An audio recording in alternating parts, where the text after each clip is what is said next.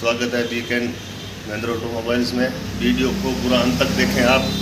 आपकी बाइक में अगर चेन में कट की आवाज़ आ रही है तो यह इसका चेन लॉक, आप 10 रुपये मात्र में इसको ठीक कर सकते हैं। यह है चेन लॉक और ये चेन लॉक कट जाता है, इसी कारण आवाज़ आती है। गाड़ी में कट चलाते हैं, गाड़ी में आवाज़ आती है। ये चेन लॉक आप इसको चेंज करें तो ये आवाज़ एकदम बिल्कुल साइलेंट हो जाएगी। फिर भी ये चेन लॉक डालने के बाद भी फिर आवाज़ आ रही है कट, तो ये है स्पॉकेट गिरारी।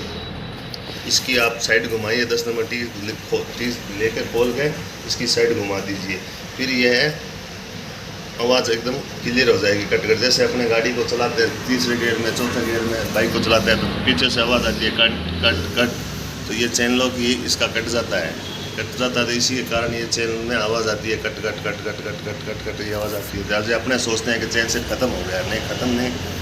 अगर इसके स्पॉकेट के दांते एकदम सही है, दोनों गिरारियों के दांते सही है, फिर आवाज़ आ रही है तो ये चेन लॉक ही ज़्यादा कटता है, इसके कारण ये आवाज़ आती है कट।